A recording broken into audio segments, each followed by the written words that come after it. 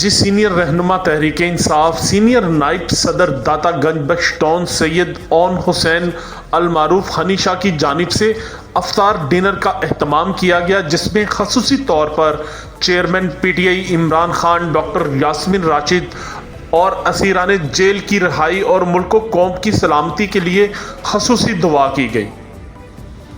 افطار ڈنر میں سینئر رہنماؤں نے خصوصی شرکت کی۔ اس موقع پر سینئر رہنما پی ٹی آئی سلمان اکرم راجہ، عالیہ حمزہ، شیخ امتیاز، صدر P T I Lahore, M P A Azam Khan, M P A Ahmed Rashid Bhatti,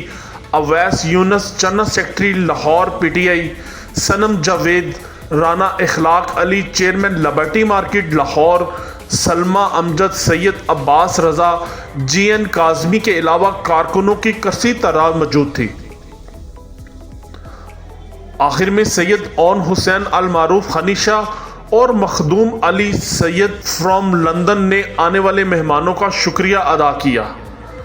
news world Urdu سے خصوصی گفتگو کرتے ہوئے رہنما پی ٹی آئی صنم جاوید نے کہا، میڈم کیا فیوچر دیکھ رہی ہیں ویسے آنے والے وقت میں تحریک انصاف کا؟ دیکھیے جی، جس پارٹی کو یوتھ سپورٹ کر رہی ہے اس کا فیوچر خراب ہو ہی نہیں سکتا۔ پاکستان کو ضرورت ہے ینگ لوگوں کی، جیسے آج ہم نے دیکھا صدر صاحب بیچارے کی جو حالت تھی، مجھے دیکھ کے افسوس بھی ہوا کہ ایسا ملک جہاں پہ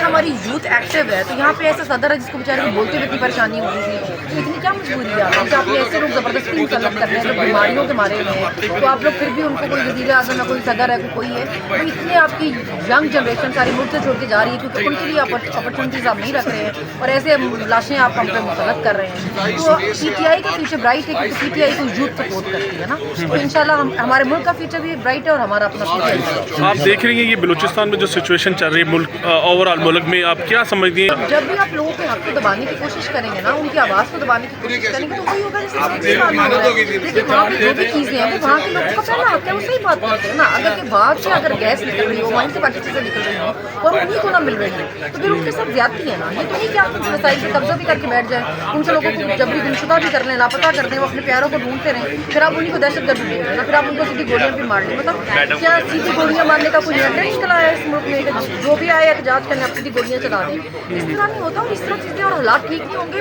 خراب ہوں گے تو لوگوں کو بٹھائیں، بات چیت کریں، بات چیت کرنے سے مسئلے حل ہوتے ہیں۔ اگر بلوچستان میں مسئلہ خراب ہو رہا ہے تو آپ کو تو ویسے ہی پتہ ہے کہ جو دوسرے ملک ہیں، یہ جو ہمارے دشمن ملک ہے، وہ تو چاہتے نہیں ہیں، تو آپ کو چاہیے آپ عقل کریں نا، آپ کا ملک ہے تو آپ بٹھائیں لوگوں کو اور بات چیت کریں۔ آپ لاسٹ کوشچن میرا یہ ہے کہ آپ گورنمنٹ کے ساتھ آپ کے معاملات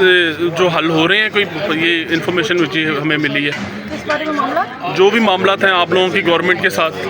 بیچارے جو خود اپنے قابل نہیں ہے، جو خود اپنے معاملات دیکھنے کے قابل نہیں ہے، فارم 47 پہ بیٹھے ہوئے ہیں سارے مسکین گورنمنٹ والے، ان سے اپنے معاملات کون سے طے کرنے ہیں، ان سے ہمارے کون سے معاملات بنتے ہیں؟ کیمرہ مین محسن رشید کے ساتھ ناصر محمود، نیوز ورلڈ اردو لاہور۔